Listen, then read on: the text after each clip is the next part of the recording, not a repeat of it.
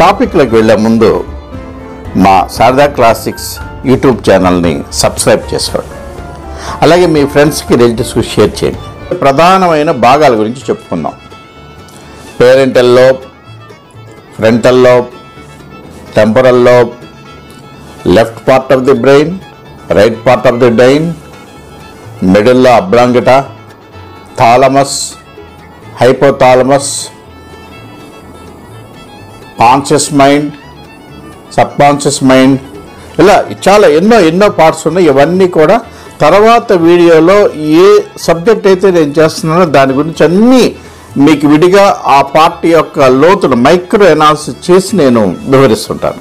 మనం శ్వాసించిన, నిద్రించిన, ప్రేమించిన, ద్వేషించిన, భ్రమించిన, పరిగమించిన ఎవ్రీథింగ్ ప్రతిదీ బ్రెయిన్ ఆజ్ఞతోనే జరుగుతుంది, బ్రెయిన్ అధీనంలోనే జరుగుతుంది. ఇది శరీర నిర్మాణ శాస్త్ర శాసనం. రామాయణ కాలంలో ఉత్తరాఖండలో వాల్మీకి మహర్షి ఆశ్రమంలో సీతమ్మ వారు ఉండగా అక్కడ అయోధ్యలో శ్రీరాముల వారు అశ్వమేధ యాగం తలపెడతారు. అప్పుడు సీతాదేవికి ఒక అనుమానం వస్తుంది.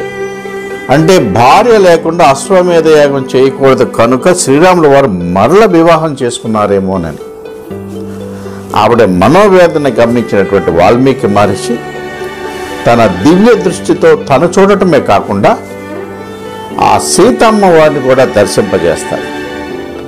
అక్కడ శ్రీరాముల వారు సీతమ్మ వారి బంగారు విగ్రహాన్ని చేయించి తన పక్కన కూర్చుండబెట్టుకుని యాగం చేయాలని ఆయన సమర్థమవుతుంటారు. వాల్మీకి మహర్షి యొక్క మేధస్సు తను దివ్య దృష్టితో చూసేటటువంటి శక్తి కాకుండా సీతమ్మ వారిని కూడా దర్శింపజేసేటటువంటి శక్తి ఉన్న మహా మేధా సంపత్తి కలిగిన వారు వాల్మీకి మహర్షి. ఇది ప్రతి యుగంలోనూ మనము ప్రతి అవతారంలోనూ ఇటువంటి మిరకిల్స్ ఎన్నో మనము చూస్తుంటాము, మనం చదువుతాం. చాలామంది అంటుంటారు ఇవన్నీ జరగలేదు, రామాయణం మహాభారతం అన్ని పుక్కిటి పురాణాలు కల్పితాలని. ఎస్, ఒకవేళ అవి కల్పితాలని అనుకుంటే ఇంత గొప్ప రచనలు చేసి ఇన్ని గొప్ప పాత్రలు సృష్టించి ఆ స్క్రీన్ ప్లే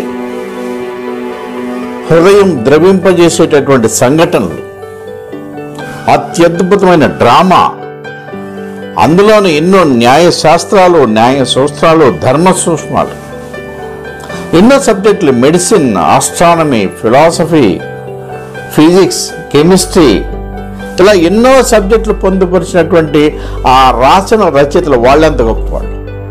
వ్యాస మహర్షి, వాల్మీకి మహర్షి వాళ్ళంత మేధా సంపత్తి ఉన్నవాళ్ళు. బ్రెయిన్ పవర్ వాళ్ళెంత గొప్పది.